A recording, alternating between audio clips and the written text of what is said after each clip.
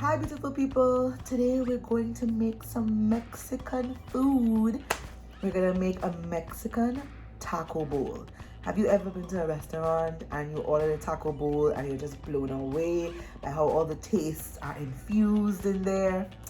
Yeah, I love Mexican taco bowls. So we're gonna make a taco bowl today. Why not? And it's vegan and it's healthier because it's made at home and it's not gluten-free, but of course you can tweak it, make it your own if you are more on a gluten-free diet. But if you're just a chubby vegan like me and you just want some Mexican food, let's do this. So I think it's important for you to make up your mind. If you're gonna make a taco bowl, you know that a taco bowl has lots of different elements that come together, right? So you have to make up your mind a couple of days before to start making your stuff, you know? The easiest thing to make a day before is your salsa. You make your salsa the day before, and you make your cashew sauce the day before. By having these things already in your fridge, then making a taco bowl, it's gonna be very simple.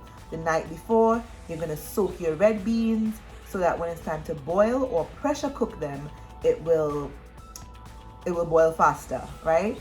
And so you just have to do a little bit of prepping the day before. So I think making a Mexican meal is not something you could just get up and want to make. You can, but it will just take longer. But if you give it a little bit of forethought, you know, like, you know what, tomorrow I'm gonna make some Mexican food, then you're able to prep the day before. All right, so you prep your salsa, you prep your cashew cheese or cashew sauce, and you can soak your beans, and everything else you will make on the day itself. All right, also letting you know that for our taco meat, we will be using walnuts and mushrooms. Perfect combination for taco meat. All right, so let's get into the recipe. So we're gonna pick things up with our beans. All right, so I soaked these beans the night before and I pressured them in the pressure cooker for about 45 minutes. They're nice and soft. So I'm just gonna add these simple ingredients: some Cajun seasoning, some olive oil, green seasoning, and pepper sauce. You can add any seasonings you want. All right, then we're gonna make our guac. I have half of an avocado. This is a nice light green avocado. These avocados are perfect for guacamole. As you know, depending on the kind of avocado you have, you would have more of a cheese, a thicker avocado, and then may have more of a lighter avocado. So the lighter ones are the ones that are perfect for guacamole, okay? And your guacamole recipe is so simple. Some lime or lemon juice, salt and pepper to taste, black pepper, any seasonings you want. Chive and shadow benny goes perfect in here. You mash and toss, that's it. Up next, let's get to the taco meat. So I'm soaking my walnuts in some hot water. I have about a cup of walnuts and I have a whole heap of mushrooms, and I'm gonna season it the same way you would season your regular taco meat. We're gonna season our vegan taco meat that way. All right, so I have some garlic, ginger, green seasoning, pepper, lime, and I have all of that in my food processor, and I'm gonna process it, and it looks just like meat. Okay, so I'm gonna put that in the fridge and let it marinate for a while. Next, I'm gonna make my taco bowls. This part is completely optional. So like I said before, when it comes to your taco bowls, you can use gluten-free wraps. I just use regular wraps, but you can tweak this recipe if you are gluten-free.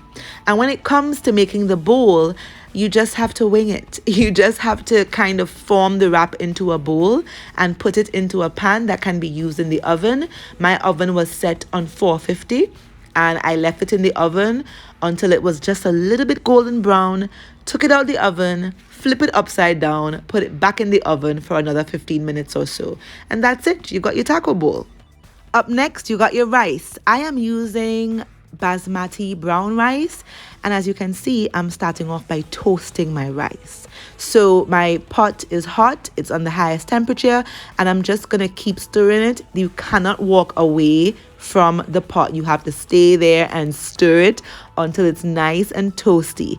Then you're gonna add just about a cup of water. I have 1 cup of rice, and I've added 1 cup of water. And then I'm going to add some marinara sauce. This is frozen marinara sauce that I made a while back. And I have a recipe for my marinara sauce on my channel. So I hope you can find it, or I'll link it below. Of course, the marinara sauce is optional, but it just brings a really nice flavor to your rice. Now, once you've added your marinara sauce and your 1 cup of water, you're going to turn down your stove to low heat, all the way down to low. And you're going to set a timer for 30 minutes. You're going to leave it on low heat, covered for 30 minutes. This is what it looks like after 30 minutes. You're going to take off your oven and you're going to set the timer again for 10 more minutes, and you're going to leave it to just steam for 10 more minutes. Leave it covered, make sure the heat is off, leave it for 10 more minutes to steam, and then that's it. You're going to have perfect fluffy rice. So now we're going to move on to our taco meat. So our taco meat was marinating in the fridge, and now all you have to do is put it on the stove with a little bit of olive oil, and add your veggies. I've added some turmeric and some simple veggies in there, onion, flavor pepper. As you can see, my rice is perfect now. The 10 minutes have passed. And yeah, you just toss your taco meat. The turmeric is a really nice flavor to this. Also some jeera. Jeera made this really popping as well. So whatever flavors you want, you can add it to your taco meat. And that's it. We're finally done. Now it's just to assemble your bowl. It may seem like a lot of work, but trust me, it's not. It's so simple and so tasty. This taco bowl is heaven. And it's also just as simple to package this to take it to lunch. If you have to go to work, you can take it to lunch. All you have to do is to put all your hot sides in one bowl and all your cold sides in one bowl and put it in a brown paper bag and take it to work. Assemble it when you get to work. You can either use your taco bowl or you can use a regular bowl. It tastes awesome either way. Trust me. Trust me, people. Trust me. It was so good. It was so tasty. Whether you have it in your taco bowl or in a regular bowl or in a box, it doesn't even matter. It tastes so good. So I really hope that you try this recipe and that you share it with a friend. Remember to comment, like, subscribe, share this video for other people who you know are vegans and they just want some junk food every now and again. Remember to balance. It's always important to balance, not just have junk only. You know, remember I've been trying to advocate for raw days. So a day after eating heavy Mexican food, the following day would be a good day to go raw. And if you cannot have a full raw day, go raw till 4. That's a challenge, that's a vegan challenge that's out there. All right, so you can eat raw vegan from breakfast to 4 p.m. and then have a cooked vegan meal for dinner. All right, so that is an option. So after your heavy Mexican days, then you can have a nice raw day and balance out your system. All right, let's not overdo. It's not good to overdo anything. But with all that said, I really hope you try this recipe and I hope you enjoy it. Bye, beautiful people. By the way, I've linked in the description box below the recipe for my cashew sauce and also the recipe for my marinara sauce. Rest in peace, Granny. I love you.